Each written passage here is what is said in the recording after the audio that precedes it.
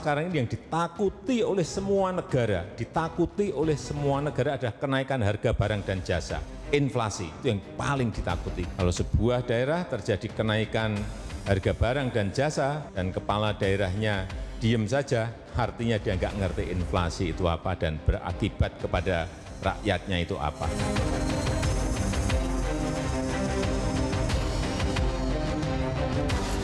Dolar yang mengalami kenaikan suku bunga menjadi sangat kuat, maka mata uang emerging market di sebelah kiri bawah menjadi relatif melemah dibandingkan dolar indeksnya. Dan capital outflow terjadi di seluruh emerging market.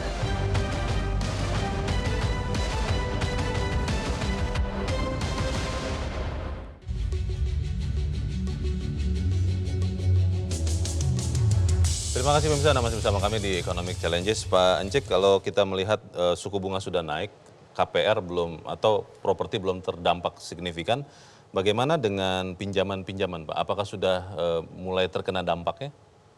Kalau terkena dampak sih belum, Pak, ya, karena kalau kita lihat ada istilah TBK ya, TKB 90 hari, tingkat keberhasilan itu masih di angka 96%, Pak. Apa itu artinya, Pak? Artinya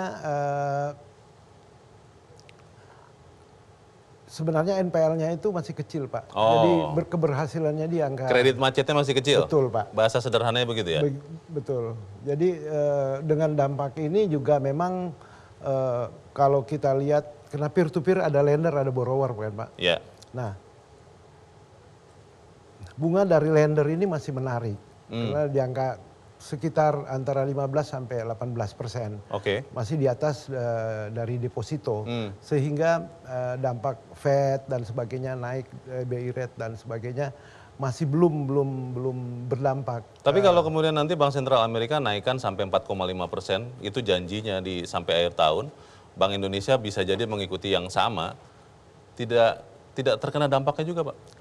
Kalau tidak terkena pasti terkena, Pak. Oke. Jadi tergantung dari investor sebagai lender.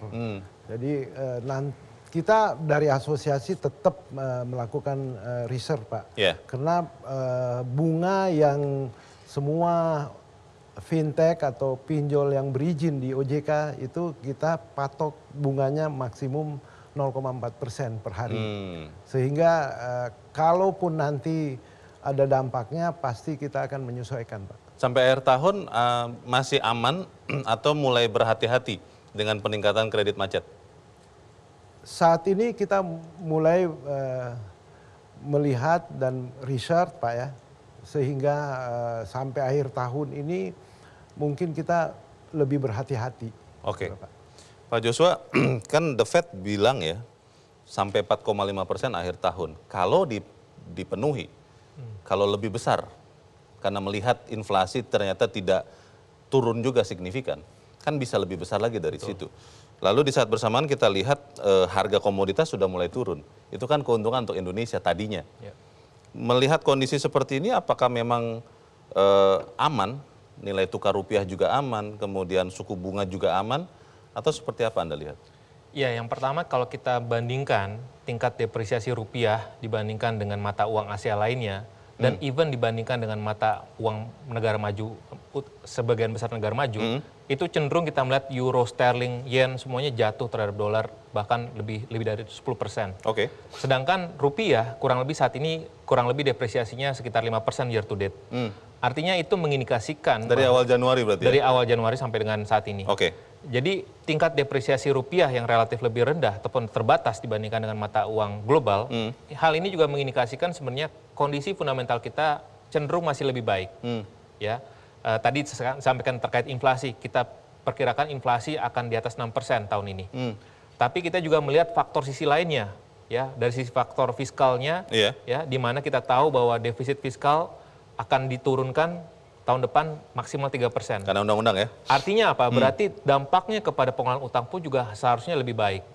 Dan ini berbanding terbalik dengan sebagian besar negara di dunia yang masih struggling dengan utang yang besar dan juga defisit APBN, defisit fiskalnya yang besar. Yeah. Jadi artinya dengan tingkat suku bunga yang sejauh ini Bank Indonesia juga sangat cukup prudent ya dalam artian berhati-hati ya. Artinya kalau dia terlampau cepat seperti di Amerika, tentunya dampaknya pun juga akan signifikan jelek untuk ekonomi.